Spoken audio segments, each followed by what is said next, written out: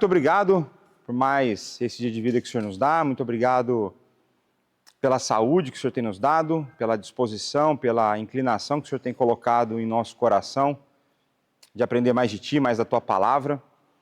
Pedimos das Tuas ricas bênçãos para os nossos momentos hoje, que Teu Santo Espírito abra o nosso entendimento, que a Tua palavra encontre solo fértil em nosso coração, que possamos aprender, absorver esse conhecimento e torná-lo prático em nossa vida. Também te pedimos pela vida da senhora Esther, pela sua saúde, pela sua pronta recuperação, que em breve ela possa já estar restabelecida e conosco. É o que nós te pedimos, no santo nome de Jesus.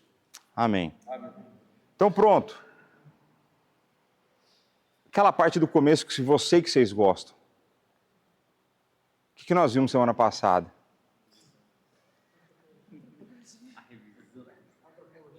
Antropologia bíblica, é um começo. Porque já sabe que está no tema, Oi? Distinção de gêneros, né? Então, de quando a gente começou estudar a doutrina do homem, o que a gente viu, basicamente? Dois grandes grupos de assuntos, certo? Um deles é a distinção dos gêneros, e qual foi o outro? Que foi o primeiro assunto que a gente entrou. Isso eu precisava apresentar razões para a gente estudar e depois como responder, né? Mas tem um capítulo que eu falei pouco aqui na igreja. Gênesis 1 e 2, certo? Então a gente começou por Gênesis 1 e 2, a estudar a maneira como Deus havia criado o homem, feito o homem. A gente viu, se eu não estou enganado, 7 características. Depois nós entramos em distinção dos gêneros, né? O que vocês lembram? Vamos pegar a aula mais recente. O que vocês lembram acerca da distinção dos gêneros?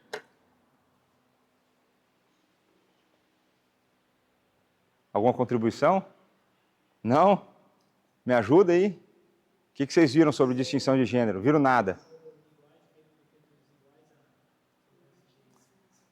Então eles são ambos feitos à imagem de Deus. O que a gente vai falar então é que ambos têm igualdade de dignidade diante de Deus. O que mais?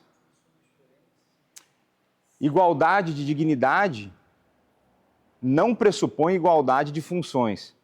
Então, igualdade de dignidade, mas com funções, com papéis, responsabilidades diferentes. O que mais?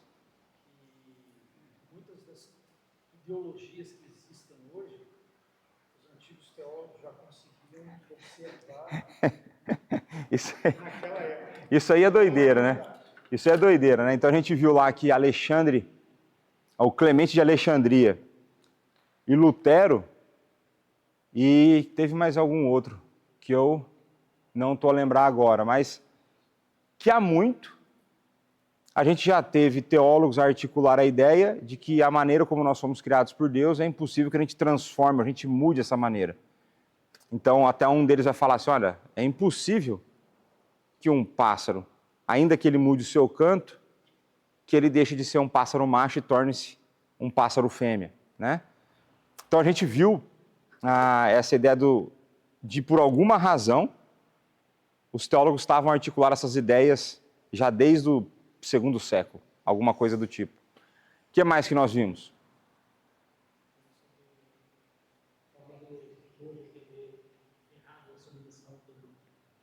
Isso, então a gente vê que hoje existe um preconceito gigantesco em cima do conceito de submissão, principalmente porque existe uma má compreensão do que é submissão, e isso se dá muito por conta da boa articulação do movimento feminista nas últimas 6 ou 7 décadas, né? Então, a gente viu de que as ideologias têm a tendência de alguma forma, deturpar esses gêneros criados, e isso pode ir para um dos dois lados. Pode ir tanto para a ideia do feminismo quanto a ideia do machismo. A gente viu que nenhum dos dois é a resposta, mas que sim os papéis de acordo com como estabelecido por Deus. O que mais que a gente viu?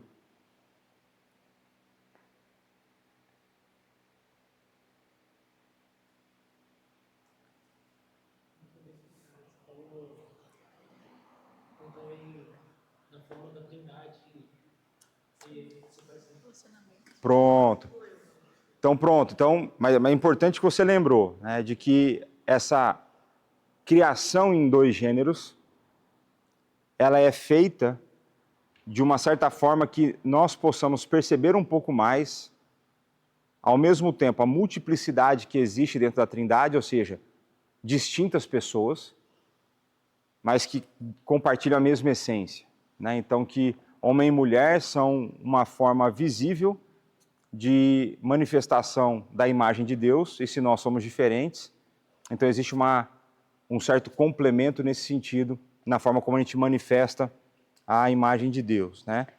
E a gente viu, teve uma outra coisa que eu achei muito legal que a gente viu, aquela ideia da interdependência no relacionamento entre homem e mulher, e aquilo que um dia a mulher veio do homem, mas hoje é o homem que vem da mulher, e que no fim das contas, quando eles se casam, todo mundo se torna um, certo? O que mais que a gente viu?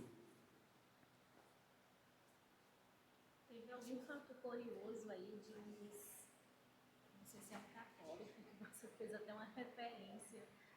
Parece até que ele já previa o futuro, não lembro exatamente.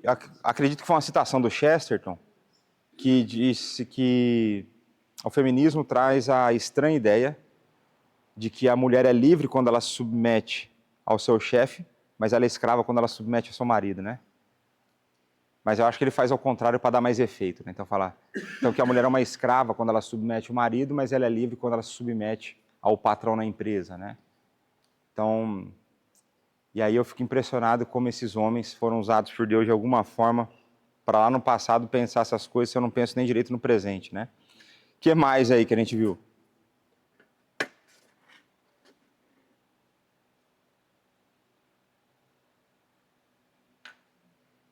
Mais nada?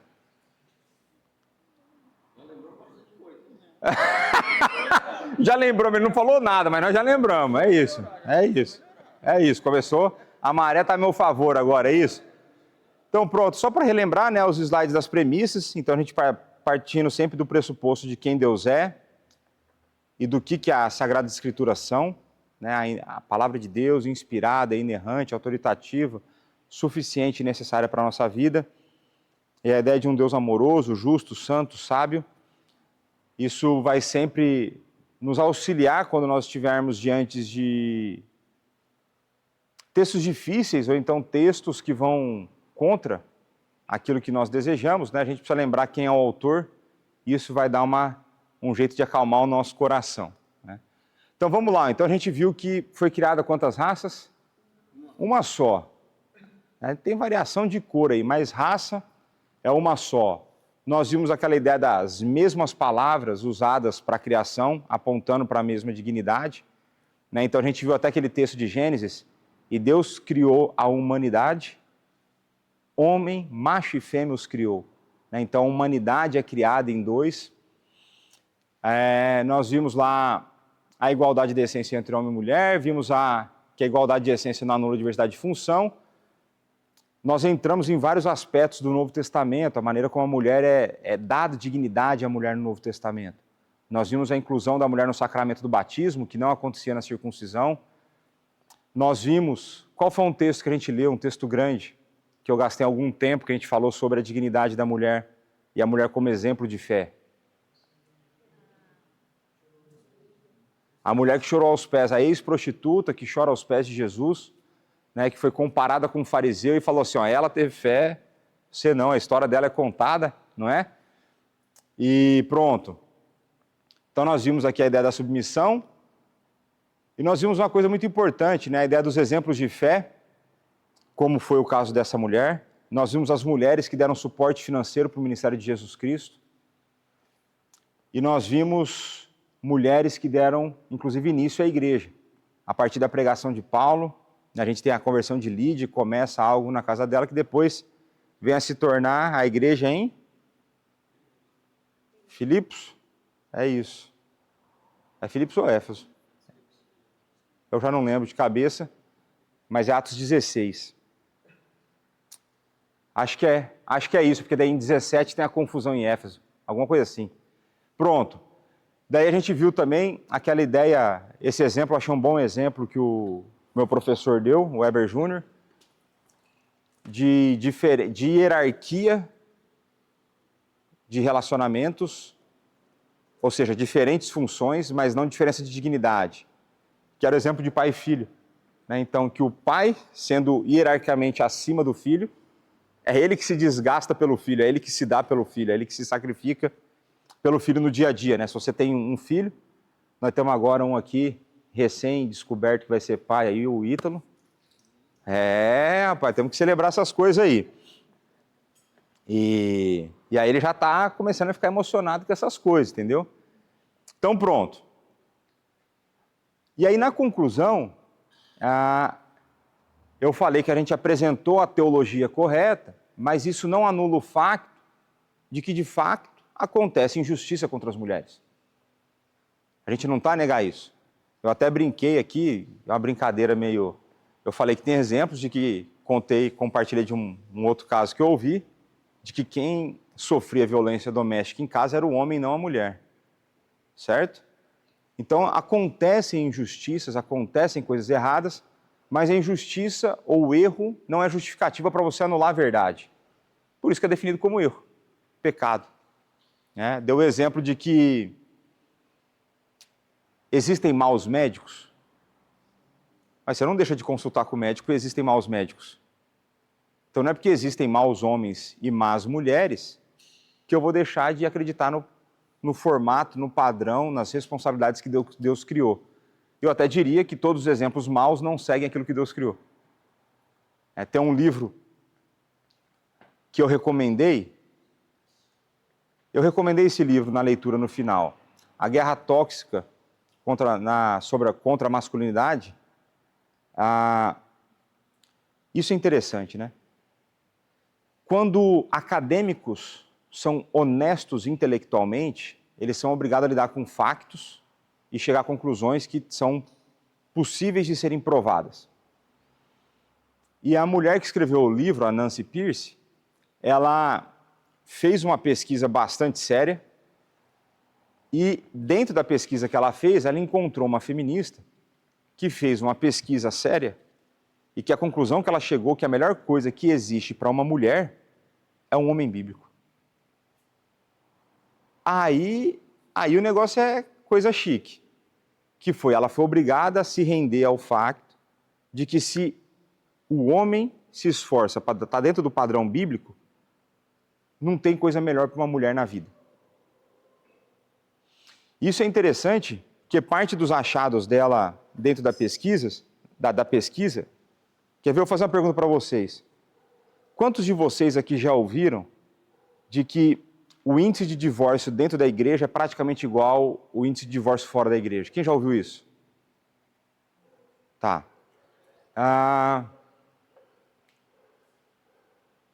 O que essa mulher chegou à conclusão na pesquisa dela?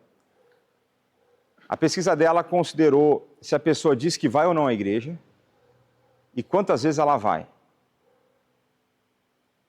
E aí, existem aqueles que dizem que vão, e aí o compromisso deles às vezes é no máximo 2 vezes por mês, e tem aqueles que vão de verdade, que quando falha vai 3, 4 no mês, né? Quando de vez em quando tem alguma coisa.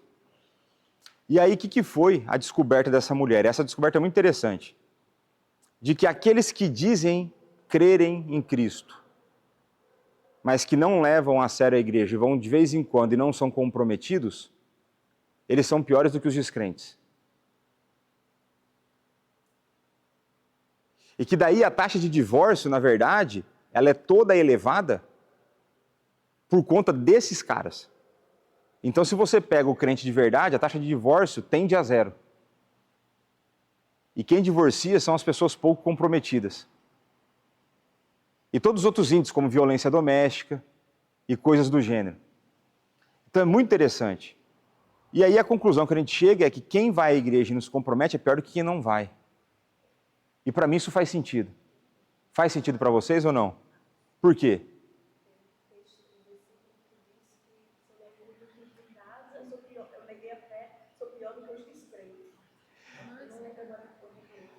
Eu penso que quanto mais conhecimento e menos aplicação, mais juízo. Então, esse é um outro problema de você virar o curso de teologia e não colocar em prática na sua vida. Hashtag fica a dica. Quanto mais conhecimento e menos prática, vem mais juízo sobre você. Então, esse livro ele é muito interessante. Orem para esse livro sair da tradução logo, pela editora Trinitas. Eles estavam traduzindo no Brasil isso. A hora que esse livro sair, vai ser uma bênção para a igreja de fala portuguesa. Ele é bastante interessante mesmo. Então, pronto. Falei que a gente não deveria ouvir a voz da serpente, né? Tanto na ideia do machismo, feminismo, ideologia de gênero, qualquer ismo da vida. E pronto. E de que a gente tem que ter, então, a confiança no nosso Senhor e Salvador, uma vez que Ele nos cria da forma como Ele nos criou e estabelece como a gente deveria viver, ainda que em alguns momentos seja difícil, a gente deve abraçar esses papéis com alegria e confiança de que Ele sabe o que Ele está a fazer. Então tem uma autora que as meninas usam aqui, a Nancy DeMoss, em um dos escritos dela lá, ela vai dizer o seguinte: eu não estou falando que é lógico, mas é bíblico. Eu não sei o porquê, mas então funciona. Tipo assim, a submissão eu não sei como, mas ela faz sentido. Então ela é honesta de falar, não sei como que é, mas eu sei que Deus fez. Se Deus fez, vale a pena abraçar e vale a pena viver dessa forma, né? Então pronto, fizemos a revisão. Hoje a gente vai começar a falar um pouco sobre a natureza humana. E quando falo em natureza humana, o que vem à mente de vocês? Natureza pecaminosa. Natureza pecaminosa, o que mais? Segura nesse pensamento aí, o que mais? Humano não tinha pecado. A Denise lembrou aqui que Jesus era humano e não tinha pecado, mas ele assumiu a natureza humana. Assumiu. Oi? Limitação, então você pensa em natureza humana, por ser uma criatura, você pensa em finitude e limitação, o que mais? Em atributos comunicáveis de Deus, por exemplo? Bondade, santidade. Pronto. Eu já falei que a natureza humana é antes da queda? Porque se não fosse antes da queda, Deus tinha criado o quê? O que mais que quando vocês pensam em natureza humana vem à mente?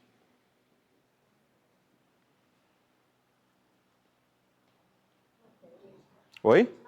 Matéria? Matéria do seminário ou matéria física? Matéria física.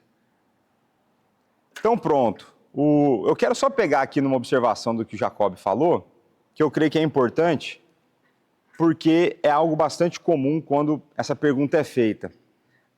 A natureza humana é pecaminosa ou não?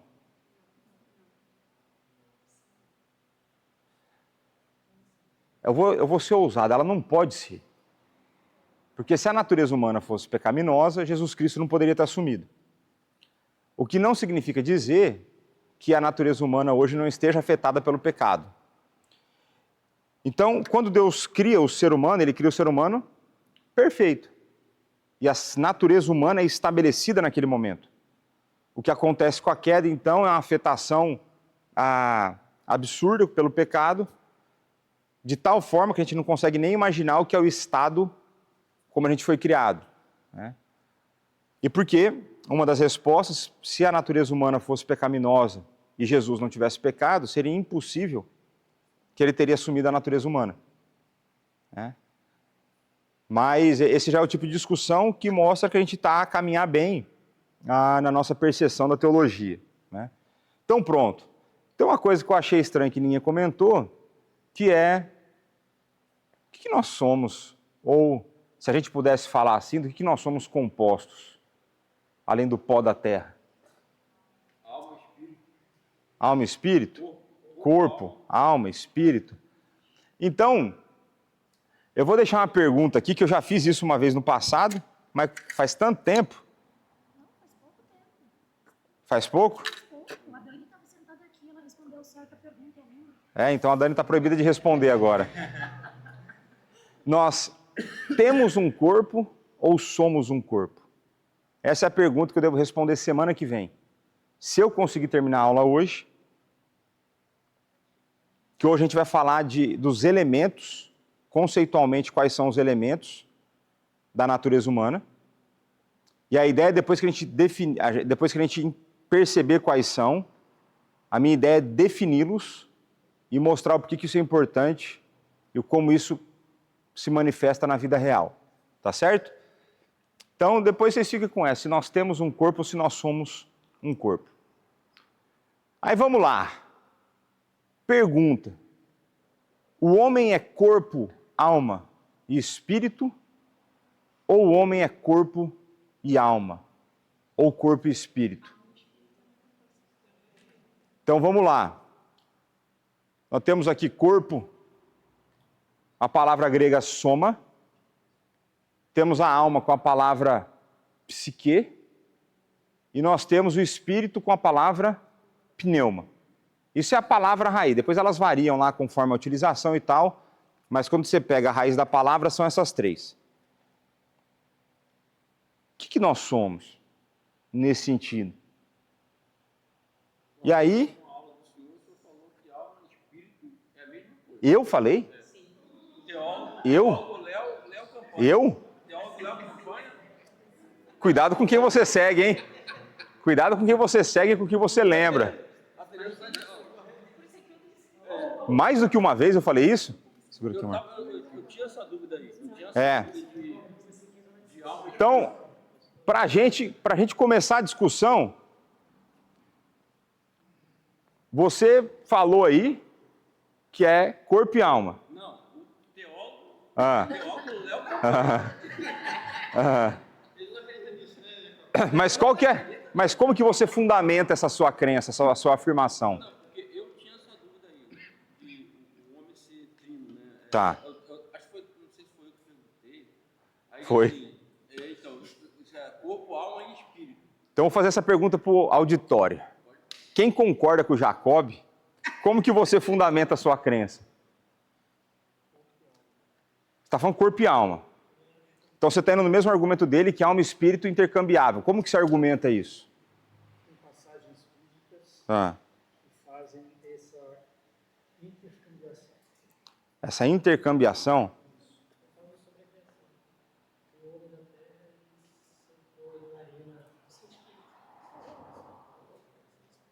O texto diz alma vivente, nefesh. Aí, vejamos. Quero ler com vocês 1 Tessalonicenses 5:23. O texto diz: o mesmo Deus da paz vos santifique em tudo, e o vosso espírito, alma e corpo sejam conservados íntegros, irrepreensíveis na vinda de nosso Senhor Jesus Cristo. E aí? Não, então, eu tinha essa dúvida. Porque aqui ele fala claramente: espírito, alma e corpo. Está no texto. Depois tem que ver se ele paga a dívida. Segundo os universitários, eu Fechou do milhão, né? Então, veja. Tem esse texto aqui, está a dizer corpo, alma e espírito. Espírito, alma e corpo. Pronto. Vamos ver Mateus 10:28. Não temais os que matam o corpo e não podem matar a alma. Temei antes aquele que pode fazer perecer no inferno tanto a alma como o corpo. E onde que acontece com o espírito aqui? Ele se safou da morte? Ele se livrou da morte aqui.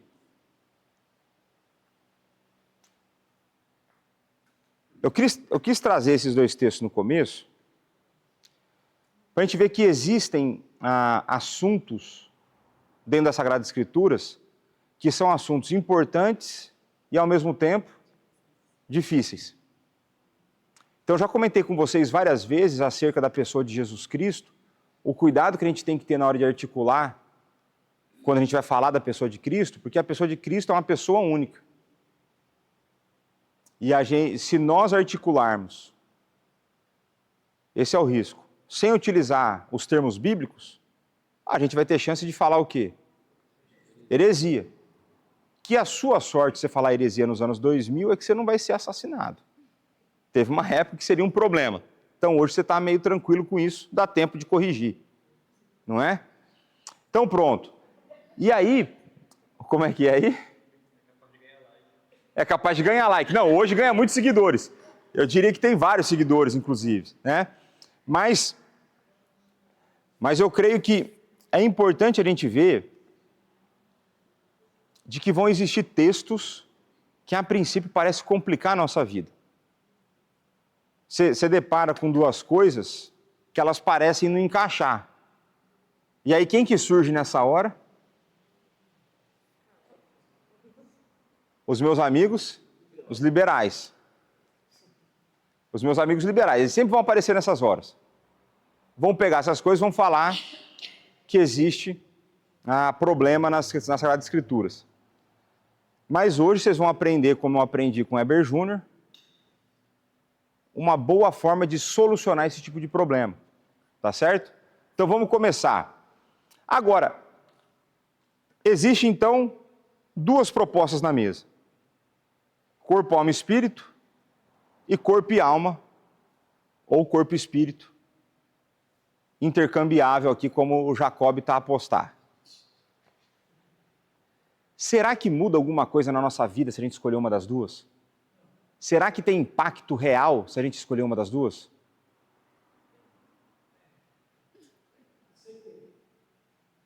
Oi?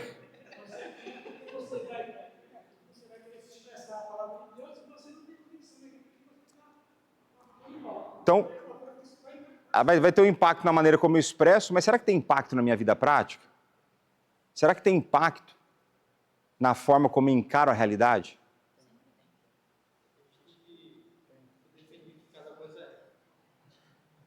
Eu espero conseguir mostrar para vocês de que a maneira como a gente olha para esses elementos e a posição que a gente toma biblicamente, ela vai influenciar algumas coisas, não apenas na nossa teologia, mas na nossa vida prática.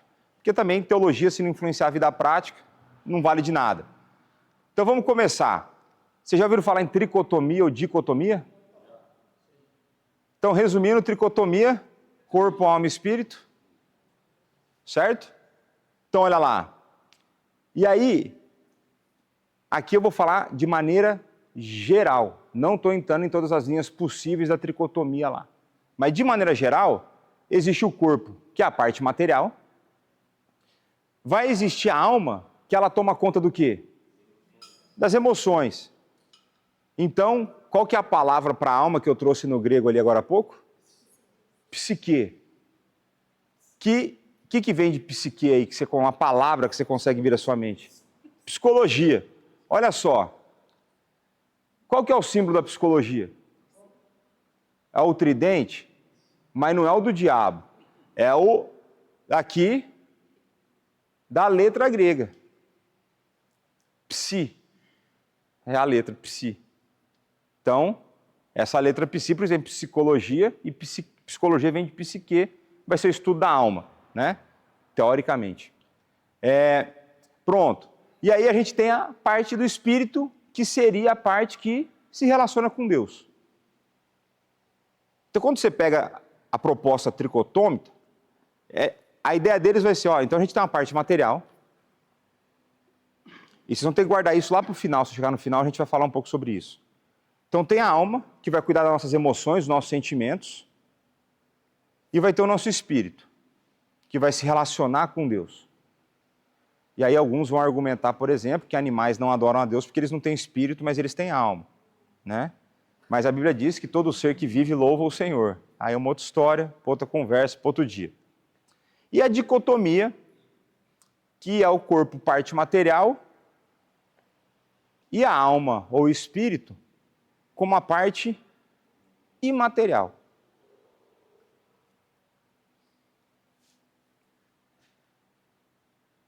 Não adianta ficar segurando o mistério, né? Eu já falei várias vezes que eu creio, certo? Então,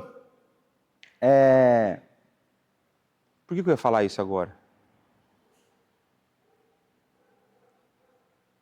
Pronto, deixa para lá, vamos lá. Vamos começar aqui então os elementos. Ao longo da história da igreja, naturalmente, muitos debates aconteceram sobre esse assunto. Vários teólogos das antigas aí deram escorregada no assunto e por aí. Então tem um camarada aí, o Irineu de Leão, parece que ele deu umas escorregadas, e tem um outro camarada chamado Apolinário. E Apolinário também, ele foi, segundo o Weber Júnior, foi bastante inconsistente com a sua posição. É quase como se tinha uma hora que ele falava, ó, aqui é dia, aqui é tri, né? E dentro, agora, uma coisa que é importante a gente considerar, eu não gosto de ser muito injusto com esses teólogos, porque eles não tinham YouTube, eles não tinham as Bíblias traduzidas do jeito que a gente tem hoje, não tinha comentário tanto que a gente tem hoje, eles estavam fazendo a base, não tinha curso de terça-feira, e aí eles foram a base para aquilo que foi a base, que foi a base, que foi a base, que chegou para nós hoje, né? Então, o Apolinário, ao tentar articular a maneira como Jesus assumiu a natureza humana, porque aí veja que misturou dois assuntos difíceis. Eu falei que falar sobre a pessoa de Cristo é sempre difícil. E ele estava tentando fazer sentido. Como que Cristo assume a natureza humana e continua a ser Deus? Como que ele é verdadeiramente Deus e verdadeiramente homem ao mesmo tempo? Considerando a nossa natureza, como que isso se resolveria?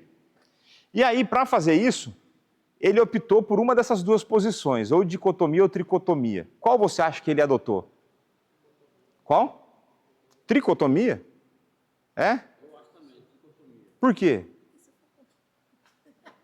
Ele articulou, chegou nessa conclusão. Como? Eu induzi a resposta? É? Mas eu falei que foi com Jesus? Ele pode ter escorrado outras coisas. Não, com o assunto você deu a entender. É? Agora por que então? Porque na prova da Berjuna você não ganhava ponto se não desse o fundamento. Não bastava ter a resposta certa, é como que você fundamentava a tua resposta.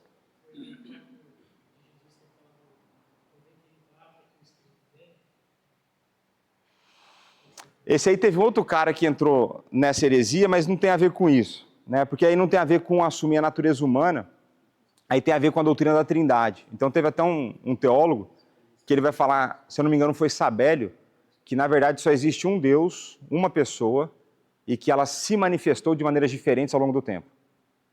Então no Antigo Testamento ele vestiu a roupa de Deus Pai, no Novo a roupa de Deus Filho, e depois de Pentecoste, ele assume a roupa de Espírito Santo. Né? Mas não é por conta disso. Cada palavra na cruz, que ele falou assim, Pai, na tua mão entrega o meu espírito. Na tua mão entrega o meu espírito? Pode ser. O ponto é o seguinte, ó. O que o Apolinário estava tentando resolver? Ele vai falar o seguinte, ó. Cristo, então, para assumir a natureza humana, tinha que ter um espaço para o Espírito. Aí qual que é o texto que nós estamos expondo agora nos cultos? João. Como que foi a primeira pregação de João? O verbo se fez carne, no princípio era o verbo, e o verbo no grego é o quê? O logos. Então Apolinário vai argumentar o seguinte, ó. Ele assume o corpo e a alma humana. E o Logos toma conta do Espírito. E aí, eu não li os escritos dele, mas eu imagino que é daí que viria, então, provavelmente a possibilidade de Cristo obedecer às coisas. Não sei. Então é como se o Logos tomasse uma parte a... Não sei se uma marionete, não, acredito que marionete não, mas ele tem natureza humana, então pega corpo humano, alma humana, e o Logos, como você viu lá em João, ele vai ser o Espírito. Existe algum problema com essa posição? Justifique, sim ou não? Por quê? Porque você começa a dividir para poder, depois você tem que voltar a somar tudo isso. Né? Você começa a separar, em vez dele ser um só, ele começa a dividir.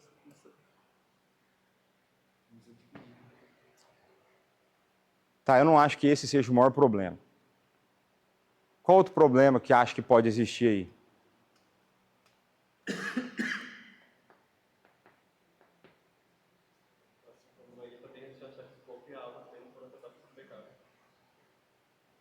Como? Se o corpo e a alma não pudessem ser afetados pelo pecado, tá. Agora há pouco eu falei alguma coisa acerca de Jesus, que é difícil a gente conseguir articular os detalhes, que é o quê? Ele ser verdadeiramente homem e verdadeiramente Deus. Pergunta: quanto da humanidade ele assume nessa teoria? Nessa? A nossa engenheira aqui falou 50, mas eu vou contrariar a engenheira, que são 2/3, né? Corpo e alma ele assume. Você está ruim de matemática, são 3 partes, assumiu 2. Então o problema é que Jesus teria assumido apenas 2/3 da natureza humana, e não a natureza humana completa. Então a gente não poderia dizer que Jesus é verdadeiramente homem, porque ele pega corpo humano, alma humana, e o logos divino é o espírito, e não o espírito como um ser humano normal tem, nesse comparativo. Agora, se isso é um problema, eu já estou falando que é um problema, qual que é o impacto disso? Vamos supor, hipoteticamente, eu sei que eu estou complicando a vida de vocês, de que Jesus tenha assumido corpo, alma e o espírito seja o logos, que ele tenha assumido 2/3 da natureza humana e não 3/3. Qual que é o impacto disso? Porque, por exemplo, se não tiver um impacto real na nossa fé, eu vou falar que é um ponto que não vale a pena ficar a explicar aqui. Qual que seria o impacto dele assumir 2/3 da natureza humana? Ele trapaceou? Oi?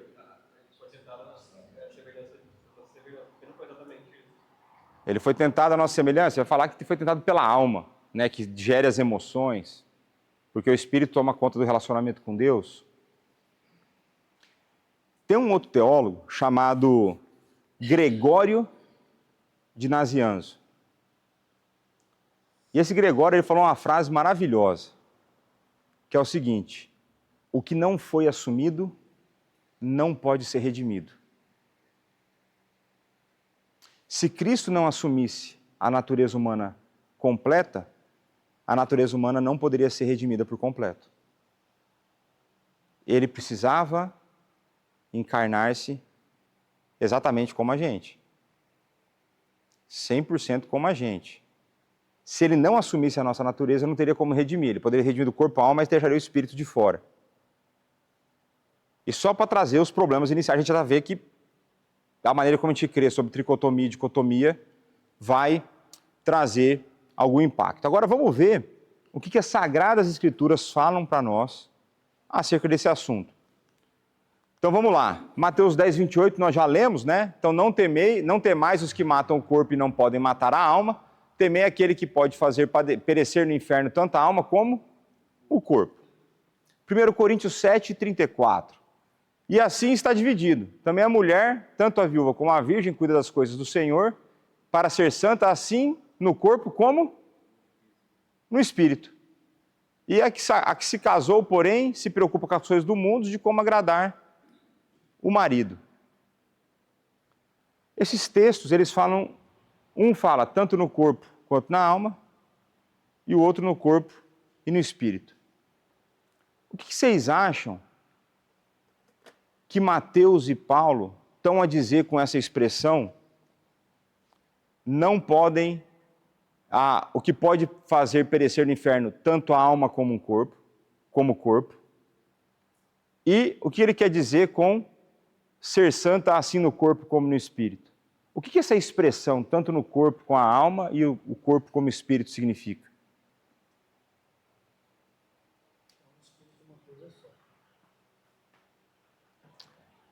Tá, mas se você pegar o texto na individualidade, né, na comparação, dentro de cada um individualmente, o que Mateus quis dizer com tanto no corpo quanto a alma? Oi? Todo o quê? O ser humano completo. O ser humano completo. Então Deus tem o poder de fazer perecer o ser humano completo no inferno. O que ele quer dizer que a mulher tem que ser santa ali? No corpo e no espírito, ou seja, o ser completo. Então essa ideia da totalidade do ser. Pode se falar também nas duas mortes, morte física e espiritual. Mas não aqui, né? Não, aqui não. Aqui não. Mas olha só. E aí, já é aquele negócio que nós conversamos, esses textos mostram para nós, se eles estão a falar do ser humano na sua totalidade, o ser humano completo, se ambos usam palavras diferentes para se referir à parte material, eles estão a dar uma dica para nós de que talvez esses termos sejam usados de forma intercambiável, ou seja, tanto um quanto o outro significam a mesma coisa. E aí vai de acordo com o autor.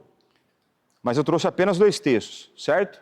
Então vamos lá. Aqui é só para mostrar para vocês o que a gente está definindo os elementos. Então quantos são os elementos? 2. Corpo e alma ou corpo e espírito. No texto de Hebreus 12, Hebreus 4:12, né? A gente vai chegar lá. A gente vai chegar lá. Porque ele é o segundo texto mais forte. O mais forte é o primeiro de Tessalonicenses 5, que a gente leu no começo. E depois entra esse texto, né? Vamos lá. Aí não é para expor, não. É só curiosidade. Vocês estavam aqui na hora que eu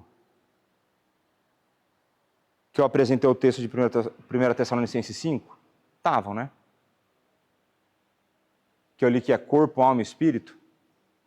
Vocês dois tinham chegado já? Já? Não, então pronto. Então eu já tinha feito alguns comentários que vai ser importante na hora que for apresentar o Hebreus 4:12. Agora que a gente definiu que os elementos da natureza humana são corpo e alma, ou parte material e parte imaterial, vamos ver como aqui, no caso, a gente vai basicamente analisar a parte imaterial. Ou como a parte imaterial ela é manifestada nas Sagradas Escrituras. Então, 1 Samuel 1:10. Levantou-se Ana e com amargura de alma. Orou ao Senhor e chorou abundantemente. Então, o que está a ser atribuído para a alma aqui? Emoções. Emoções. Isaías 54:6. Porque o Senhor te chamou como uma mulher desamparada e de espírito, como uma mulher da mocidade que fora repudiada, diz teu Deus. O que está sendo atribuído emoções agora? O espírito. João 12, aí, isso é uma coisa importante.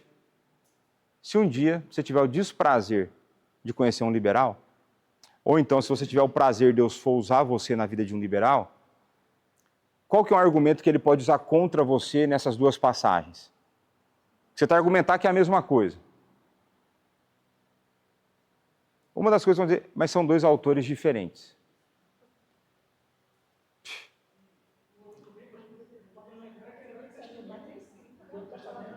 Isso, pode, ele poderia, se você levantasse agora e fosse embora, você ia ter essas 2 passagens, o cara falou, você está só com o Antigo Testamento, agora nós vamos entrar no Novo.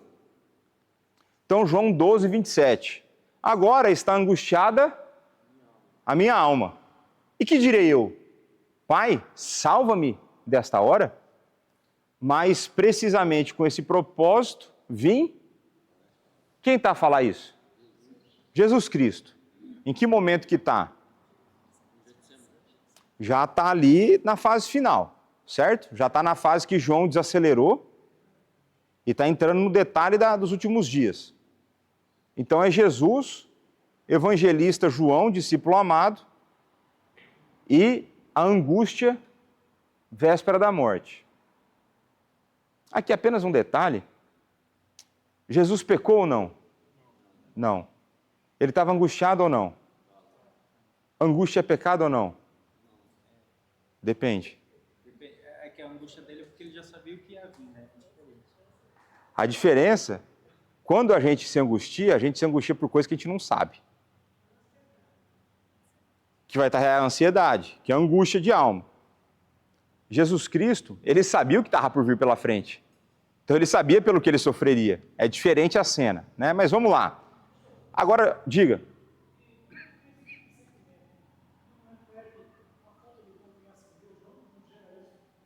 O quê? Você fala de Jesus?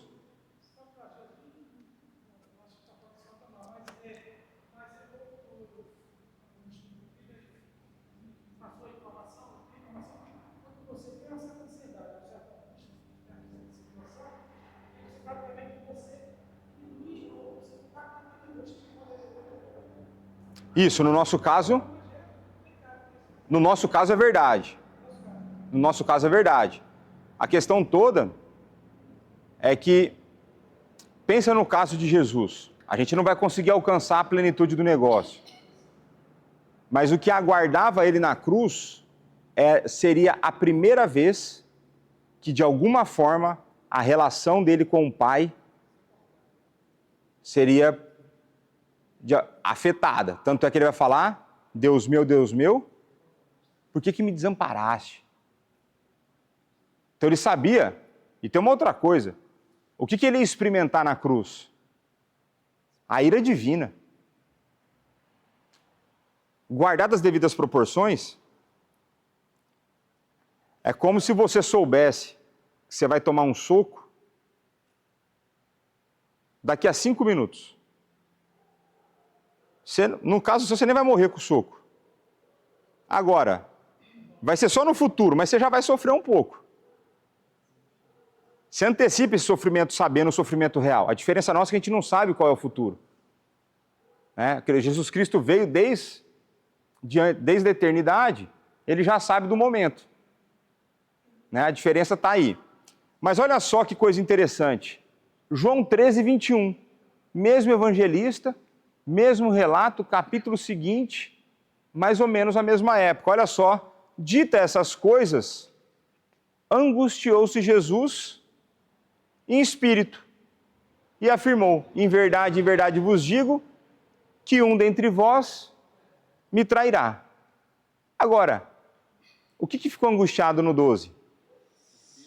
A alma. E no 13? Mesmo a pessoa proferir as palavras e mesmo o evangelista a relatar. Então a angústia afeta onde? A parte material. A parte material. Porque no fim das contas, o que a gente está a ficar aqui? Mas peraí, o que acontece com a alma acontece com o espírito? E como assim eles são coisas diferentes? Acho que é uma pergunta que tem que ser feita. E nós estamos só no começo dos textos. Vamos avançar aqui. Atos 17, 16. Enquanto Paulo os esperava em Atenas, o seu espírito se revoltava em face da idolatria dominante na cidade. Isso tem a revolta santa. Segundo Pedro 2, 8. Porque este justo, pelo que via e ouvia quanto habitava entre eles, atormentava a sua alma. A cada dia por causa da obra iníqua daquele. Alma justa atormentava, revoltava o espírito. Então veja que nós temos emoções sendo atribuídas à alma e emoções sendo atribuídas ao espírito. Agora, se você ficou com aquele esquema da tricotomia na sua mente, para que serve a alma no esquema tricotômico? Emoções. E o espírito?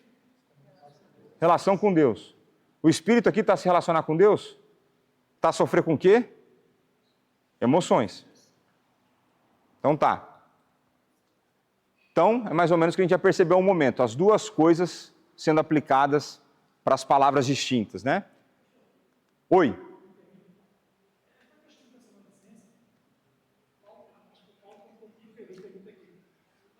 E foi a primeira Tessalonicenses 5, 23? Não. Ó. Vamos lá. Vamos lá. Eu vou chegar no texto e eu vou explicar o texto. O que eu vou te dar uma dica? Que a gente não pode falar. A palavra é inspirada por Deus, ela é inerrante. Paulo não pode ter sido infeliz na maneira como ele escreveu. Ah.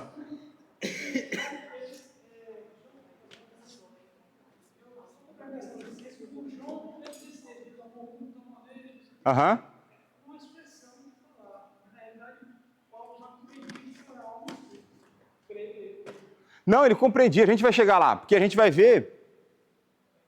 A gente. Pode. Eu só quis pôr o texto no começo para provocar, a gente vai chegar lá. A gente vai chegar lá. Olha só. Agora, se a gente falou de sentimentos e emoções, agora a gente vai falar de ações e adoração. Salmo 51:10. Cria em mim, ó Deus, um coração puro. Renova dentro de mim um espírito inabalável. Aqui, quem escreveu isso aí? Davi. E Davi escreveu esse salmo. Salmos são poesias e poesias hebraicas. E a poesia hebraica, ela tem um negócio chamado paralelismo. Então a poesia hebraica, ela não é como a poesia é em português, que a boa parte da graça da nossa poesia está na rima. Certo? No hebraico, a rima pesa, mas ela não está no ápice do que é uma boa poesia em hebraico. Uma boa poesia hebraica, ela vai trabalhar com paralelos de ideias. E isso vai ser ou contraste, ou uma forma de intensificação da mesma ideia. Como se você falasse a mesma coisa refraseando. E quando ele fala um coração puro, renova, dentro de mim, em mim, um espírito inabalável, um coração puro. Então, para quem teve no Elas aqui no sábado, já é parte do que a gente deve abordar na próxima aula. A gente já vê aqui um paralelo de espírito com o quê? Com coração. A gente vai começar a ter esse conceito bíblico de coração como sendo a parte imaterial do homem. Normalmente no Antigo Testamento ou no Novo, quando fala assim coração, difícil, eu não me recordo de alguma passagem que fale do órgão. É normalmente a parte imaterial, a alma, o espírito. E aí a gente vai começar a construir uns conceitos bastante profundos a partir desses fundamentos, né? Então olha só, olha o Salmo 103, 1 e 2. Bendize, quem que está a bendizer aí? Minha alma, ao Senhor. E tudo o que há em mim, bendiga seu santo nome. Então ele está a dizer que tudo que há nele é o quê? É a alma. Tudo que há em mim, bendiga. O que ele pede para bendizer primeiro? A minha alma bendiz o Senhor. Uma outra coisa interessante que eu acho dos Salmos, e a gente precisa aprender isso. Davi era sabido.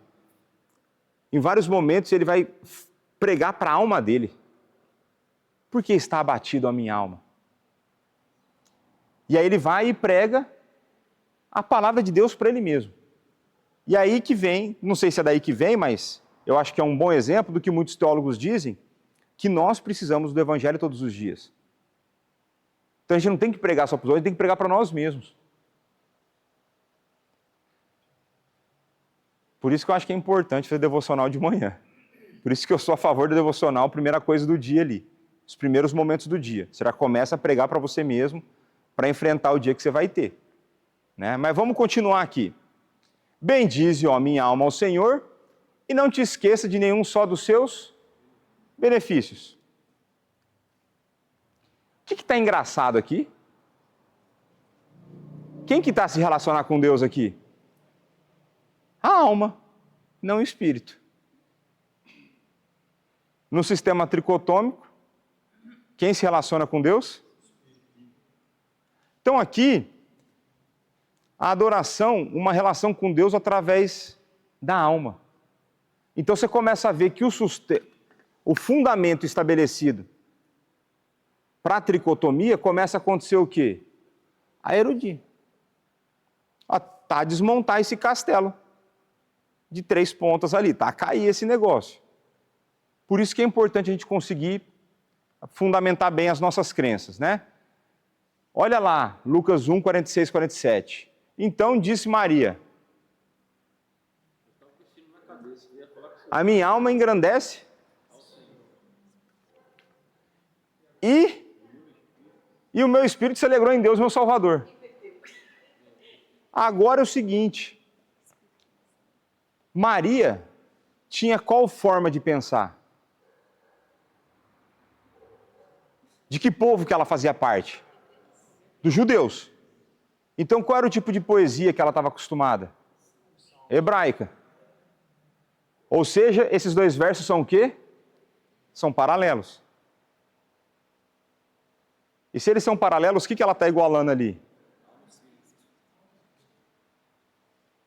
Alma e espírito. Aí eu já antecipo as coisas. O que vocês notaram, não é? Então engrandece, se alegre em Deus, o meu espírito, a minha alma. E aqui, não parece estar ao contrário? Então você tem, a alma engrandece ao Senhor e o espírito se alegra. Não são as emoções? Então se você monta o seu castelo em cima da tricotomia, onde você tem a alma regendo suas emoções e o espírito, seu relacionamento com Deus, Maria estava meio dos avessos. Como diria lá no interior, estava meio de revestrez. Então pronto, tá claro isso aí? Alguma dúvida? Não? Tranquilo? Tá bom. Estou me fazendo entender? Então pronto. Marcos 12:30. Amarás, pois, o Senhor teu Deus de todo o teu coração, de toda a tua alma, de todo o teu entendimento e de toda a tua força. O que ele quer dizer com isso? A todo o seu ser. Você tem que amar com tudo que você é. Com tudo que você é. E para você ficar tranquilo, Amaro, esse texto aqui vai ser parte da resposta lá do Tessalonicenses. Já estou dando umas dicas, hein? Já estou dando umas dicas. Ó, então a gente vai sair de ações e adoração, e nós vamos entrar agora no que ali? Salvação. O que vai ser salvo?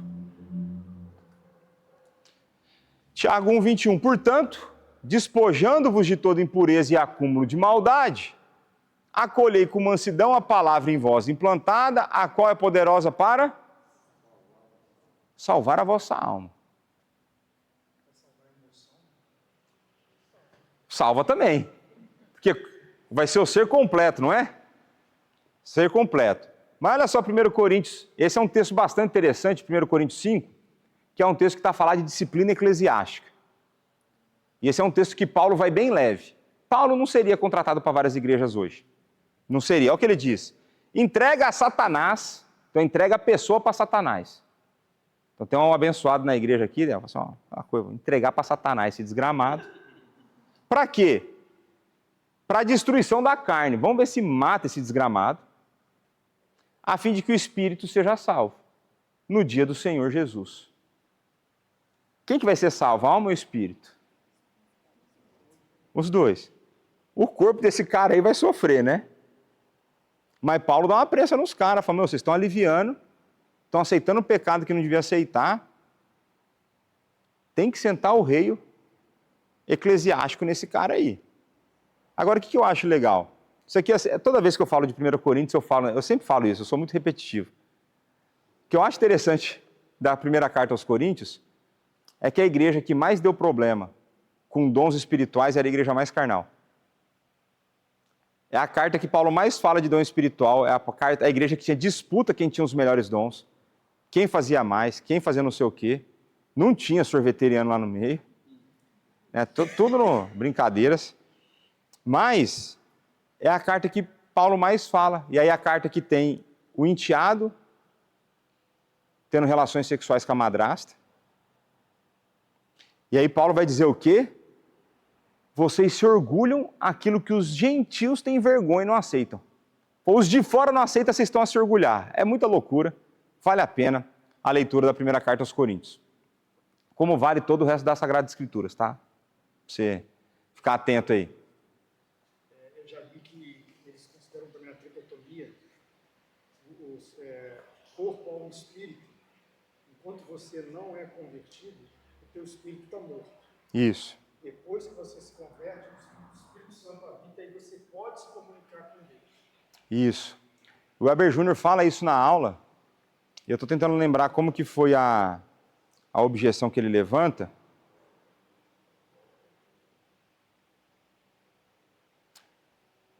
Eu lembro que tem uma objeção com isso. Agora, eu não vou lembrar agora de bate-pronto. Mas se a gente for pensar, o que vai condenado para o inferno então? Porque aí o espírito não iria para o inferno? Se ele não tem espírito? Está morto. O espírito está morto. E aí, se o espírito está morto, né? Lembrei, um dos argumentos que ele fala, o Espírito Santo está me ajudar agora, hein? Um dos argumentos que ele fala é, o que a Bíblia diz? Onde há o espírito, há vida. Não existe vida sem o espírito. Então existe um aspecto de que o ser humano, eu só vou lançar o desafio aqui, né? Quando o ser humano morre?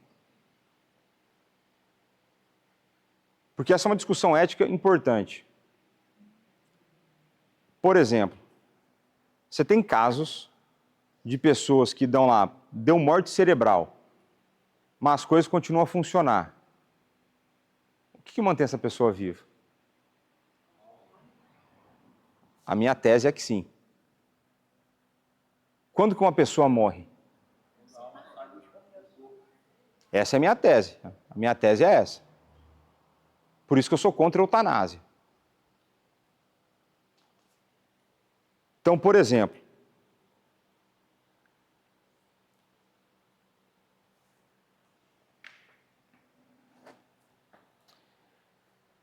pensa uma pessoa em estado dito vegetativo, certo? Evangeliza ou não evangeliza? Evangeliza. Agora, o que está lá, se ele está em estado vegetativo, para receber evangelização? Se não o espírito. Então, pronto. É uma das ideias, né? Agora, se você pensar, Adão foi criado em comunhão perfeita. Deus soprou o espírito nele. Ele cai e tem um relacionamento rompido. O espírito morreu depois ressuscitou? Não sei, tô só para pensar, não sei.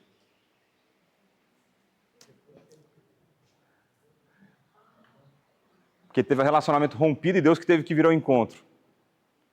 Não é? É para se pensar. Mas vamos lá. Agora temos a morte. A morte chegou, bateu na sua porta agora, ó. Então vamos lá. Gênesis 35, 18. Ao sair-lhe a alma, por quê? Porque morreu. Deu-lhe o nome Benoni, mas seu pai lhe chamou Benjamim. Então qual que é a passagem aqui? Li hoje até. De manhã, estava devocional. Então, você vê que a morte é dada quando a alma sai do corpo. 1 Reis 17, 21. E estendendo-se 3 vezes sobre o menino, clamou o Senhor e disse, ó Senhor, meu Deus, rogo-te que faça a alma deste menino tornar a entrar nele. Você lembra dessa passagem aí? Os profetas doidão que tinha, né? E a alma torna para o menino. Agora vamos avançar aqui. Mateus 10, 28. A gente já leu umas 3, 4 vezes hoje, qual que é? Não temei aqueles que podem matar o corpo, mas temei aquele que pode fazer perecer tanto a alma quanto o corpo no inferno. Então, se ele está falando de alma e corpo no inferno, está falando do quê? De morte. Salmo 31, 5. Nas tuas mãos entrego o quê? Meu espírito. Tu me remiste, Senhor Deus da verdade. Entrego o meu espírito, significando a morte. Mateus 27, 50. E Jesus, clamando outra vez com grande voz, entregou o espírito. Então, para mim, a morte só acontece na hora que o espírito vai. E quando o espírito vai, não tem máquina que faça fazer ficar vivo. Vamos continuar aqui. Olha só, Lucas 8. Eu quis pegar o texto mais amplo para dar o contexto, né? Então tá lá, ó. Falava ele ainda, quando veio uma pessoa da casa do chefe da sinagoga dizendo: tua filha já está morta. Não incomodes mais o mestre. Mas Jesus, ouvindo isso, lhe disse: não temas, crê somente, ela será salva. Tendo chegado à casa, a ninguém permitiu que entrasse com ele, senão Pedro, João, Tiago, e bem assim o pai e a mãe da menina. E todos choravam e pranteavam. Mas ele disse: não choreis, ela não está morta, mas dorme. E riram-se dele, porque sabiam que ela estava morta. Entretanto, ele, tomando pela mão, disse-lhe em alta voz: menina, levanta. Voltou-lhe o espírito. E ela imediatamente se levantou e ele mandou que lhe dessem de comer. Esse trecho do verso, até hoje, fica rolando na minha cabeça. Por que ele teve que falar? O pessoal dá de coisa para comer para ela. Será que ela estava morta há tanto tempo que ela estava com fome? E os pais ficaram tão empolgados que esqueceram de dar comida para a menina? Eu não sei. Mas eu fico a pensar, o que aconteceu? Por que Jesus tinha que falar para eles, dar ela de comer? Mas ainda vou estudar esse texto, né? Eu ainda vou estudar esse texto mais no detalhe, mas eu acho interessante. Acho que o pessoal ficou tão empolgado que ela voltou a viver. Aí você está falando que a recuperação de Jesus foi mais ou menos?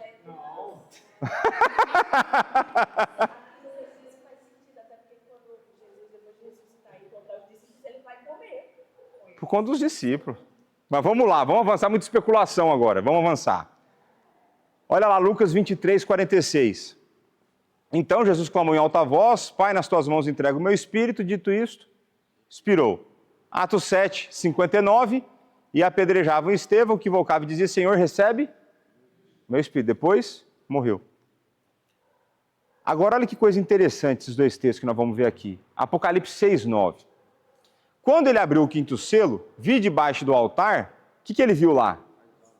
As almas daqueles que tinham sido mortos por causa da palavra de Deus e por causa do testemunho que sustentavam. Então, o que ele viu lá? As almas. Os textos falaram que eles entregavam.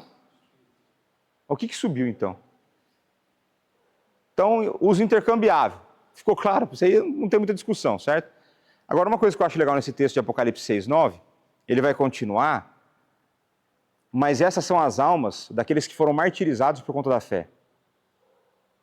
Então, os nossos irmãos estavam no Coliseu antes da década de 90, são esses caras que João vê, por exemplo. E aí, essas almas estão falando assim: até quando o Senhor vai tolerar o que estão a fazer conosco? Porque a gente pensa isso, certo? Perseguição da igreja. Se for lá ver notícia da Nigéria, nossos irmãos estão sendo decapitados e tudo mais, por conta dos muçulmanos, enfim. Aí a resposta vai ser assim: até que o número deles seja completado. Ou seja, existe predestinado até para o tipo de morte. Então, existem os predestinados por martírio e você pode ser um deles. Você não sabe o que Deus vai fazer na sua vida. Mas se você for, você está a cumprir a palavra dele, fique tranquilo. Você vai receber a ação do Espírito suficiente para fazer passar por esse momento, não é? Não sei se falo como um profeta aqui, mas às vezes só estou a falar, né? Pronto. Hebreus 12, 23. E a igreja dos primogênitos arrolados no céu, e a Deus, o juiz de todos, e ao Espírito dos justos aperfeiçoados. Quem está aperfeiçoado? Só os que já foram. Porque você não está. Eu não estou. Não é? Então, acho que está tranquilo aqui. Alguma dúvida acerca de alma e espírito? Não. Sim ou não? Sim? Não? Então tá bom. O professor não ajudou hoje. É que a pessoa já sabe, fala. Foi bem, eu acho. Ah, Eu acho que a pergunta do tá vendo muito bem. Ele fez a pergunta e deu uma estremecida. estremeceu o quê? Tava indo muito bem. A pergunta dele. Mas por que estremeceu? Porque algumas coisas não muito respondidas. Não, como não? O que você tem a dúvida a respeito do Marco? Vamos lá que eu vou responder agora. Não, porque eu respondi. O que está ausente na resposta? É isso que eu quero saber. Quando ele falou assim, mas os liberais, né? Eles falam só de corpo e alma? Não. Só que não recebe... Não falou os liberais. Quem acredita... Veja, tem gente séria, conservadora, que acredita em tricotomia. Então você tem bons comentaristas que acreditam na tricotomia. Não são só liberais que acreditam. Liberal não acredita em nada, acredita que tudo está errado, né? E a questão que eu coloquei é, onde há o espírito há a vida. Então, se a pessoa está viva, não tem como não ter o espírito. Coloquei a ideia de quando Deus cria, ele sopra o espírito em Adão. Adão cai e tem um relacionamento com Deus rompido, então existe um período de tempo em que Adão não estava em relação de intimidade com Deus. Tanto é que precisou de um sacrifício para restabelecer essa relação, o estabelecimento de um pacto. E não há relato de que ele perdeu o espírito. Então ele está do jeito que ele foi criado. Então, simplesmente isso. E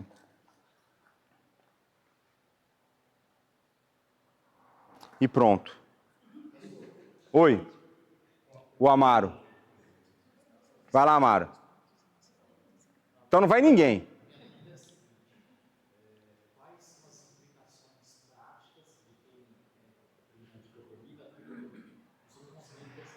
Tá.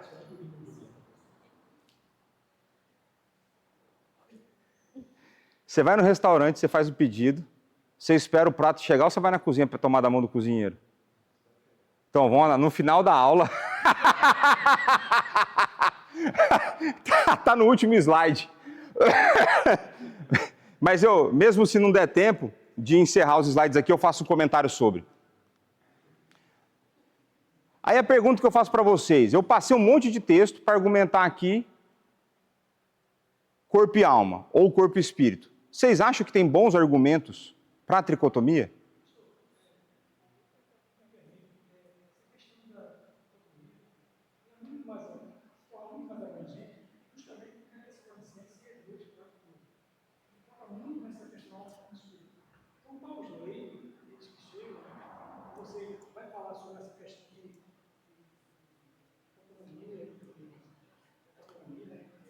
Dicotomia e tricotomia.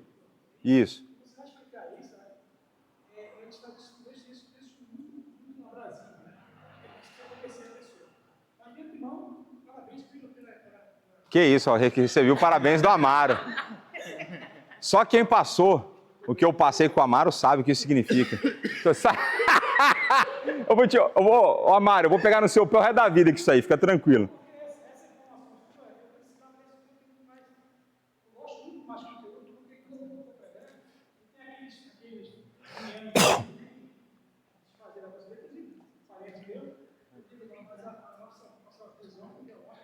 Não, mas ó, mas eu preciso avançar aqui, porque você vê que tem mais argumento ainda. A pergunta, vocês acham que tem algum bom argumento para tricotomia depois do tanto que eu falei aqui, 1h e pouco? Se não tivesse, não tinha quem acreditava, certo? Então aí tem um bendito texto que a nossa amiga Luádia trouxe, Hebreus 4:12, porque a palavra de Deus é viva, eficaz e mais cortante do que qualquer espada de 2 gumes e penetra até o ponto de dividir alma e espírito, juntas e medulas, e é apta para discernir os pensamentos e o propósito do coração. E o outro texto vai ser o texto de 1 Tessalonicenses 5. Vamos um por vez. Aqui Hebreus, carta aos Hebreus, então, modo de pensar hebraico, que nós temos então nesse texto 3 paralelos.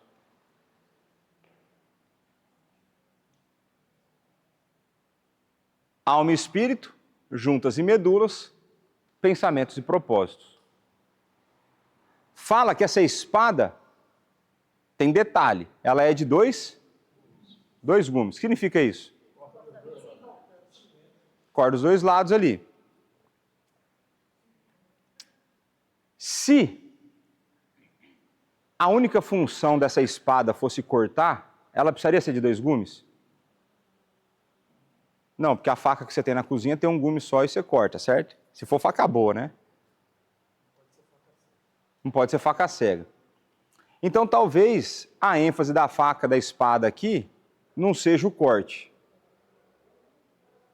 Mas a gente vai avançar. Então, alma e espírito, junto e medulas, pensamentos e propósitos. Aqui ele fala que essa espada penetra a ponto de dividir. Eu vou argumentar que a ideia seria de discernir. A gente vai avançar no raciocínio aqui. A palavra penetrar, essa palavra bonitinha aqui, significa deslocar-se através de um espaço tridimensional. Então move nos 3 eixos, a ideia de perfurar e entrar. Então ela não está a cortar no sentido de fatiar, ela está no sentido de entrar. Ficou muito bem organizado as animações. E aí nós temos os pensamentos e propósitos. Eu falei que tem 3 paralelos, certo? Alma e espírito, juntas e medulas, pensamentos e propósitos. Olha o que o dicionário vai dizer, e o dicionário grego, sobre pensamentos e propósitos, são as 2 palavras utilizadas ali no texto. O primeiro é processo de considerar algo, pensamento, reflexão, ideia. O segundo é conteúdo do processamento mental, pensamento, do conhecimento, da percepção. Tem muita diferença? Não, né? Para mim também não. Agora, a gente não consegue dividir pensamento de propósito. Não existe propósito sem pensamento e não vai existir pensamento sem propósito. Você pode ter pensamento besta. Agora, todo propósito vai ter um pensamento por trás. Agora, a Bíblia é um livro médico? Então, ele está falando de juntas e medulas para quem?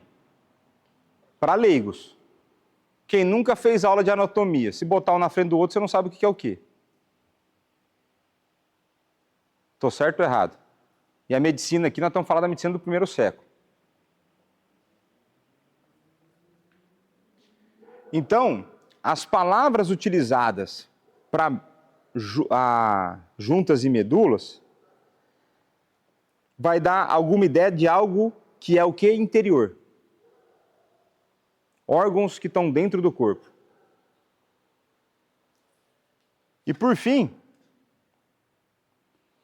a melhor ideia que a gente consegue chegar é de que essa espada então vem para penetrar profundamente, e alguns vão argumentar que é entrar para penetrar em juízo, e Deus vai julgar tudo. Então Deus, ele vai entrar e consegue discernir os nossos. Então a palavra, se você pegar um plano que você tem de vida, você quer saber, você consegue passar ele pela peneira da palavra. A primeira coisa que tem que fazer é isso. Eu já dei o exemplo da pessoa que vem ou pedir oração, pastor, estou querendo namorar um rapaz. Queria que o senhor orasse por mim. A primeira pergunta é, mas ele é crente? Não, então não precisa orar. Por quê? Porque não é a vontade de Deus. Já fez, discerniu, já penetrou. Então essa ideia de que a palavra ela tem essa capacidade de penetração no mais profundo do nosso ser e consegue discernir todas as coisas dentro de quem nós somos. E como eu sei que isso é difícil, eu trouxe um comentário de um amigo meu, do Kistemacher. Ele vai falar o seguinte, ó. Quem é capaz de dividir alma e espírito ou juntas e medulas? E que juiz pode conhecer os pensamentos e atitudes do coração?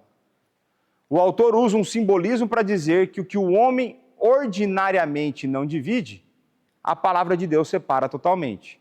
Nada permanece intocado pela Escritura, pois ela se dirige a todos os aspectos da vida do homem. Então essa é a explicação que eu entendo ser a mais coerente para esse texto.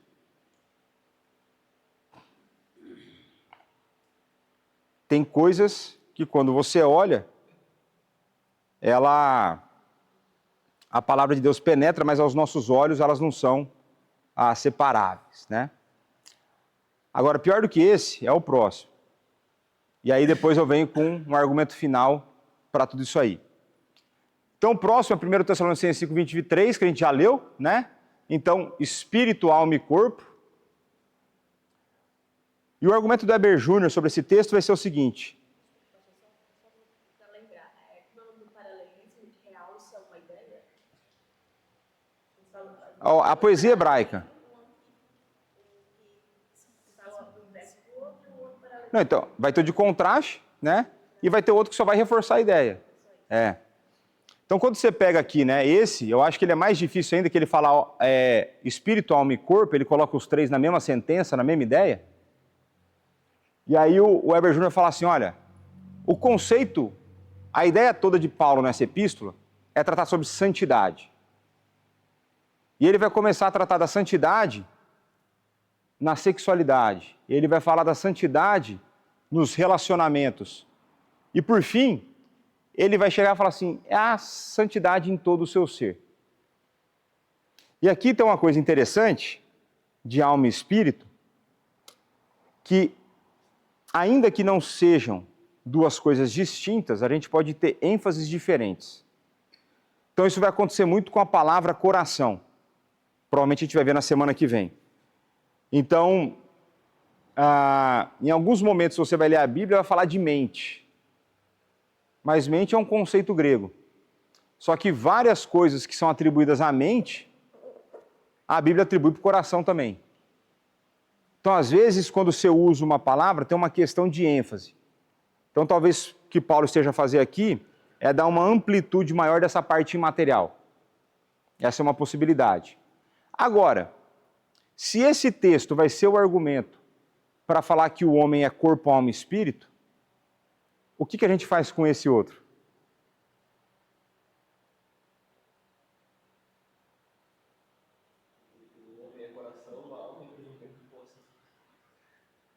Tetratomia?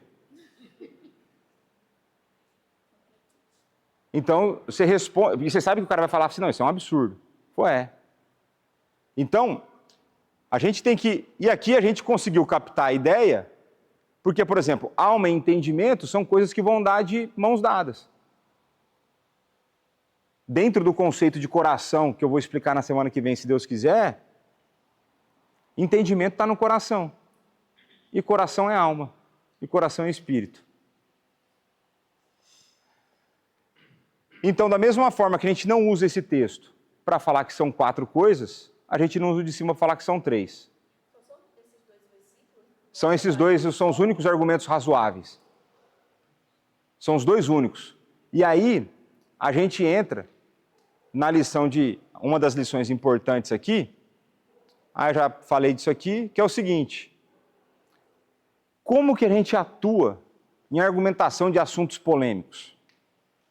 Como é, por exemplo, predestinação, como é salvação pela graça, por exemplo, isso pode ser um assunto polêmico.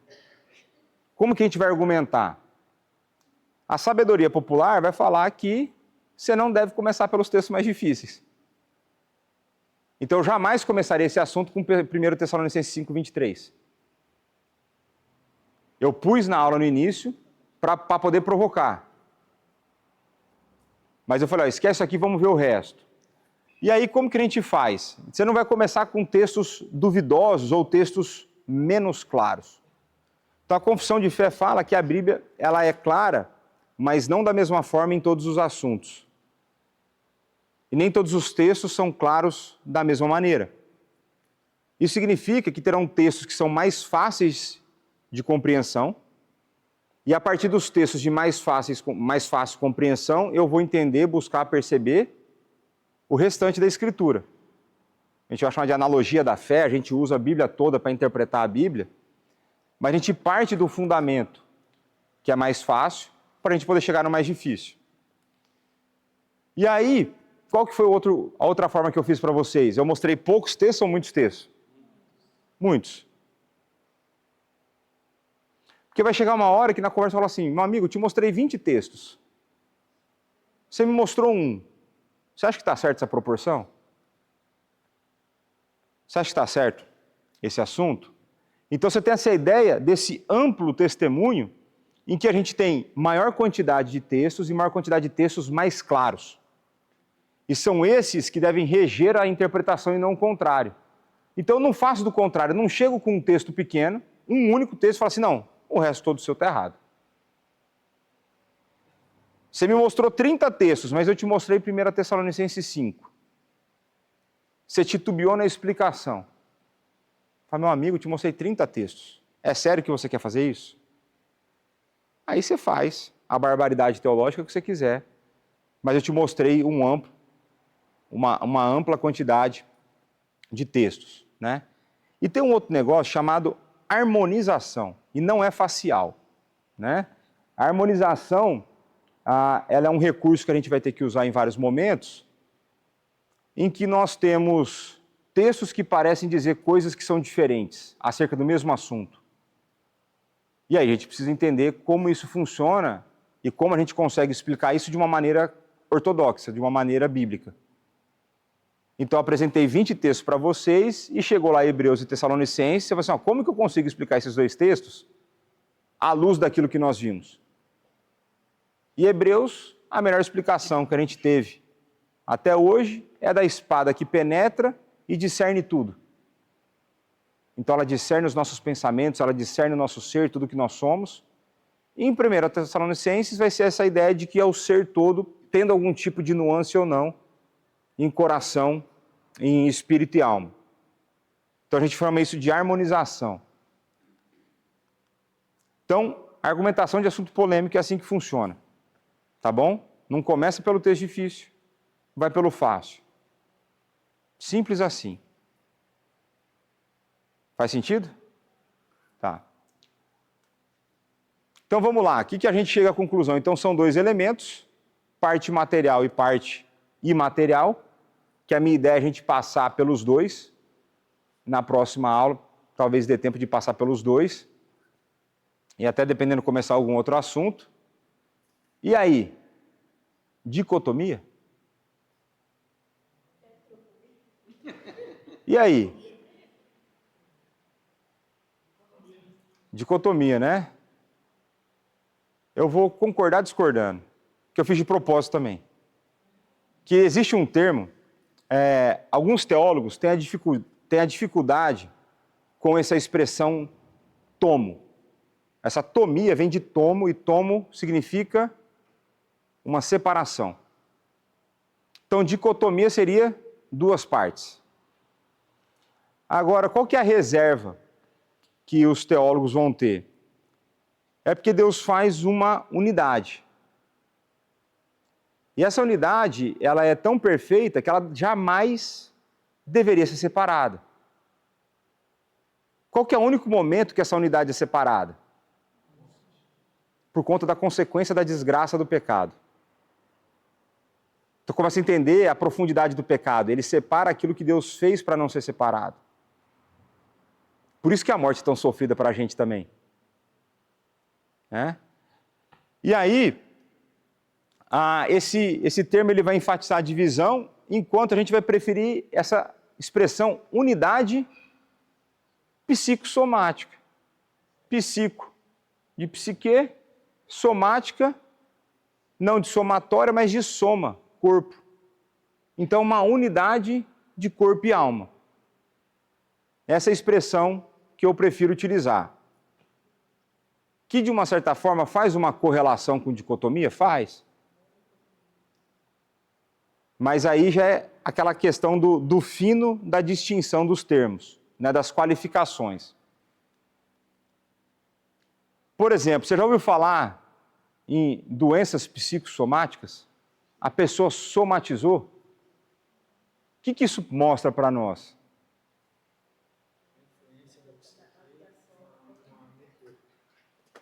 Que a parte imaterial afeta a parte material. Que as dores da nossa alma pode gerar problemas físicos. Você quer ver um exemplo clássico disso? Gastrite. Esse é um exemplo clássico. Gastrite é um clássico. A pessoa que não vou dar o nome dos pastores, mas um pastor conversando com outro, um pastor fala assim: o senhor já pensou como seria quando eu fosse cheio do Espírito Santo? Aí o outro respondeu: príncipe. Você pelo menos extravasa. E eu que tenho úlcera no estômago? Então, às vezes a gente confunde, achando que às vezes a pessoa não estoura, como se ela fosse santa, ela só está a pecar de outra forma. Que o corpo está pagando o pedágio, está pagando a portagem. Alguma coisa está acontecendo com ele. Então, existem doenças psicossomáticas? Existem. A alma, de fato, afeta o corpo. Consequências terríveis. Então, vamos lá. E nós buscamos, então, enfatizar aquilo que Deus criou unido. Né? Então, a Bíblia, ela sempre vai focar no ser completo. Deus julga corpo e alma. Você vê que no texto que ele fala o que vai perecer, é corpo e alma que vai perecer, ou corpo e alma que vai habitar o novo céu e nova terra. Jesus Cristo ressuscitou com corpo. Então, unidade psicossomática. E aqui eu vou trazer alguns exemplos que o Weber Júnior deu, que eu achei interessante, de que ele fala assim: você nunca ama só uma parte da pessoa. Você não ama só a alma dela e você não ama só o corpo dela. Ele fala, existem relacionamentos que acontecem simplesmente com base na atração física? Sim ou não? Sim. Eles duram? Não. Porque você não consegue durar com alguém que você não ama aquilo que ela é. E ela nunca é só o que o corpo externa. Ela é o que o coração dela é, o que a alma dela é. Então, essa é a ideia da unidade. Aí quando eu estava a ouvir a explicação do Weber, eu lembrei da minha bendita esposa, que a minha esposa ela tem uma característica bastante interessante, que se ela gosta da pessoa, ela não consegue achar a pessoa feia. Mas ela não falou que gosta de você.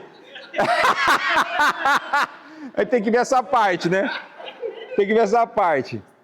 Mas a Dani, quando ela gosta de alguém, ela não consegue achar a pessoa feia. Eu falo, não, Daniela, mas a pessoa é horrível. Não, assim, ela é legal, mas ela é feia. Ela é feia, você não tem como você negar isso. Agora, a feiura, de alguma forma, ela pode ser diminuída quando você gosta de quem a pessoa é, na maneira como ela se comporta? Sim. Então o Weber Júnior dá um exemplo, assim, olha, imagina que chega na sua igreja uma pessoa que tem grandes deformidades corporais, ou algum tipo de doença, aquelas que a gente só vê no Discovery Channel. No começo vai ter uma estranheza, mas se a pessoa for uma pessoa de um bom coração, que serve na igreja, com o tempo, aquilo já não faz mais diferença dentro da igreja. Até porque nós cremos que não mais haverá imperfeição no novo céu e na nova terra. A gente sabe que aquilo é um estado temporário. Mas então existe no cristianismo, e o ser humano todo deveria ser assim, essa ideia de que a gente tem que amar então a pessoa por quem ela é, não por aquilo que ela aparenta, ou não só naquele suposto interno que você acha, a beleza interior. Então existe a tal da beleza interior existe, né?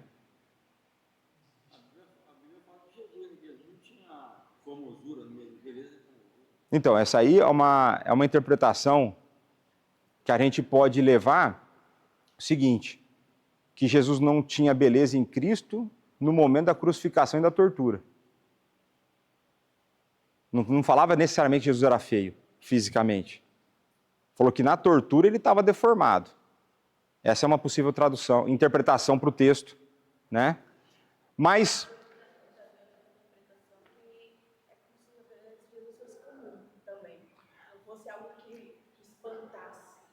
mas o pessoal não me pega e já fala assim, Jesus era feio. Eu falo, eu não sei, né? Vou descobrir qualquer dia, né? Mas eu quero encontrar com ele, eu não quero encontrar com o diabo, no final das contas, não é?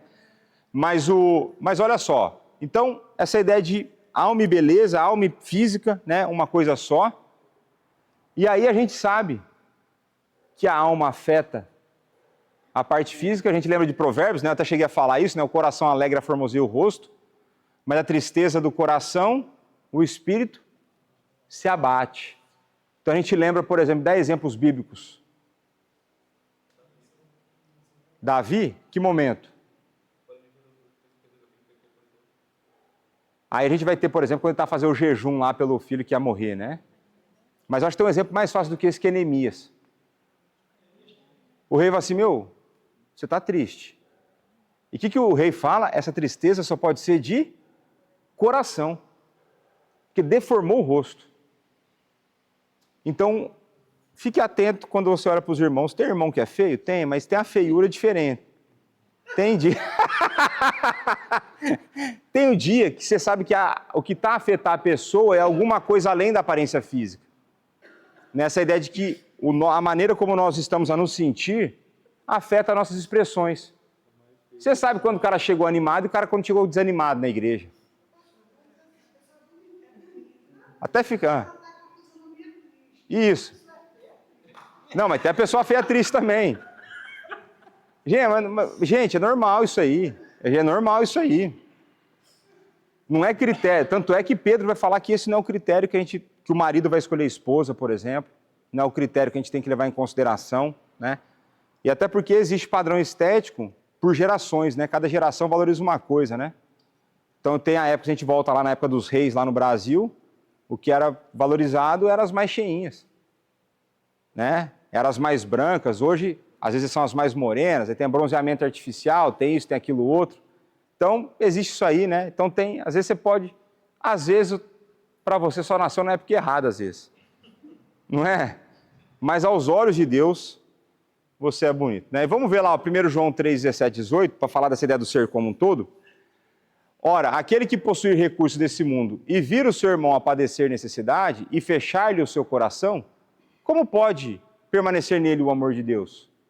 Filhinhos, não amemos de palavra nem de língua, mas de facto e de verdade. Então, a partir desse texto, a gente consegue ver que o amor verdadeiro é aquele que cuida da pessoa como um todo. Então, não é o que preocupa, entre aspas, apenas com a alma, mas é aquele que vai se preocupar com o físico também. Vai ter outro, o cara falou que está com frio e fome, você bate nas costas dele, vai embora que eu vou orar? Pô, não, desgramado. Cadê a blusa? Você dá uma roupa para ele já que ele está com frio. Cadê um alimento para matar a fome dele? Então, essa ideia da unidade psicossomática é para que nós não corramos o risco de desassociar como se a gente cuidasse de uma parte da pessoa e não de outra. A gente não tem esse direito. A gente cuida do ser como um todo. A gente ama o ser humano completo. É corpo e alma. Vai além da questão da doença, porque a maioria das nossas funções corporais também vem a partir do pensamento também, dos neurotransmissores. E até o nosso corpo, né? O coração acelera quando você... Então, Não, eu usei a questão das doenças, é só por conta que o nome da doença que o pessoal deu foi psicossomático. Mas eu nem quero entrar por esses méritos aí, por exemplo, eu gosto, é porque o pessoal assim, a gente pensa com a cabeça. Foi, me prova. Porque nunca acharam lá uma imagem do pensamento no cérebro, né? Agora, tem atividade cerebral quando você pensa? Tem. Da mesma forma que tem quando você mexe o braço. Onde pensa? A alma. Já criaram um novo cérebro?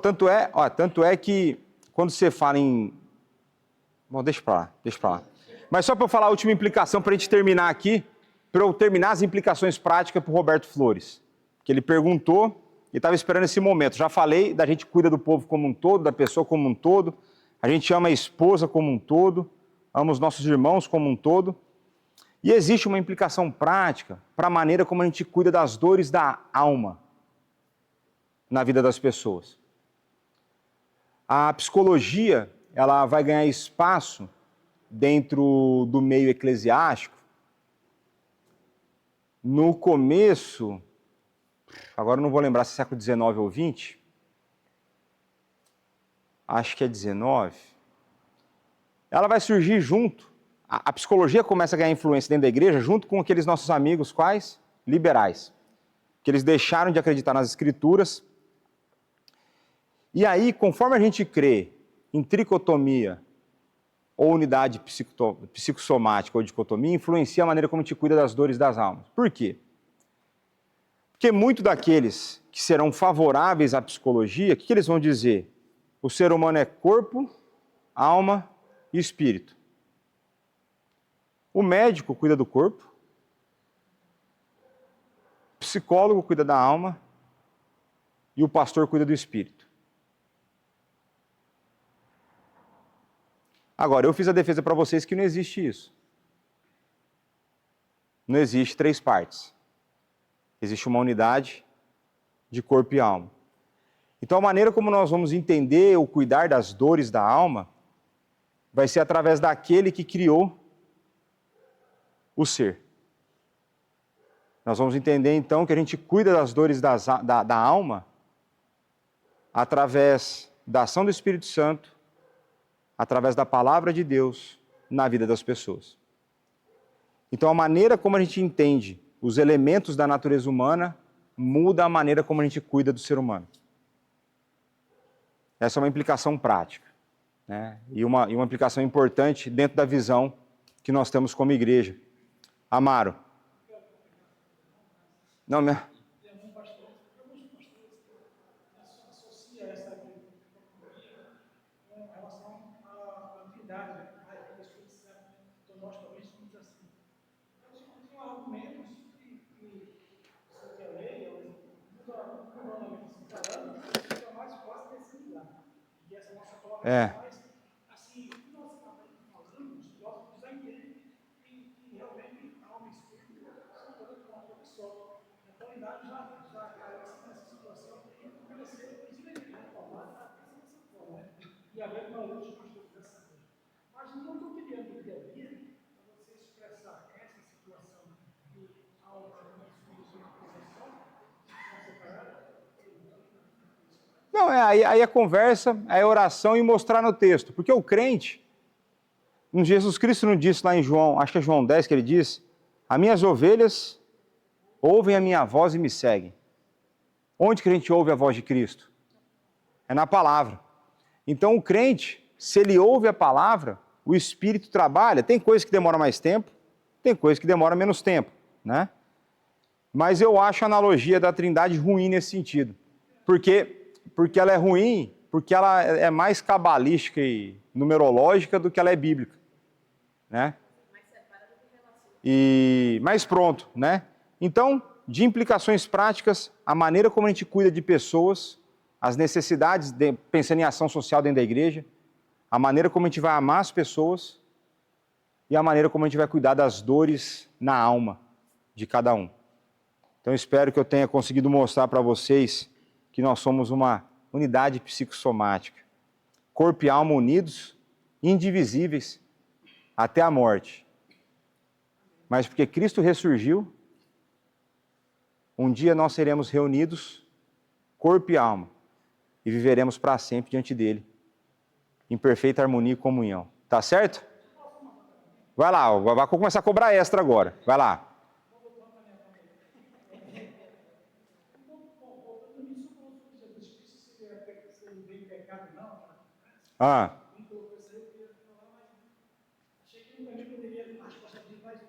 Tá.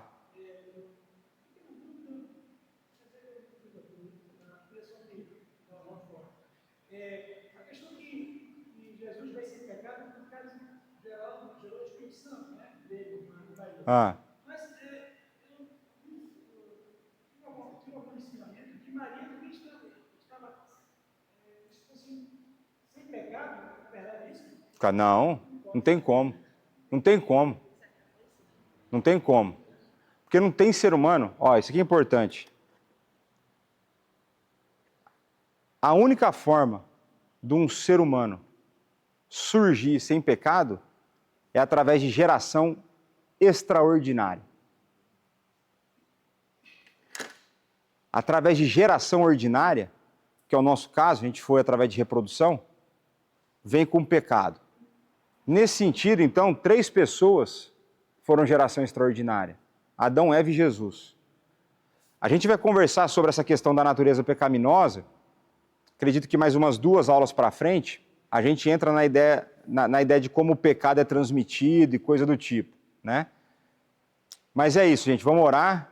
A gente estourou uns 10 minutinhos aqui, mas espero que tenha sido importante que tenha estourado. Então vamos orar. Pai, muito obrigado por esse momento que o Senhor nos deu aqui entre irmãos, momento que pudemos estudar mais a Tua Palavra e estudarmos de um assunto tão importante. Nós cremos que o Senhor é o nosso Criador, nós cremos que o Senhor não apenas nos criou e nos deixou, o Senhor nos criou e resolveu se relacionar conosco. O Senhor se revelou a nós e o Senhor deu a nós a Tua Palavra, uma palavra verdadeira, completa, através da qual nós podemos conhecer mais quem o Senhor é e, através disso, também conhecermos a quem nós somos. Nós somos gratos a Ti por essa revelação e nós pedimos a Ti, Pai, que abra o nosso coração, nos ajude na compreensão, na absorção desses conceitos e que possamos, então, a partir da percepção de que homem é carne, o homem é corpo e alma, e que nós devemos amar as pessoas de maneira completa, de maneira integral, que o Senhor nos dê o cuidado, tanto com a parte imaterial quanto a parte material, tanto com o corpo, com as necessidades, quanto com as dores da alma. Dá-nos capacidade para isso, que o Teu Santo Espírito use-nos para isso, é o que nós te pedimos, no santo nome de Jesus. Amém.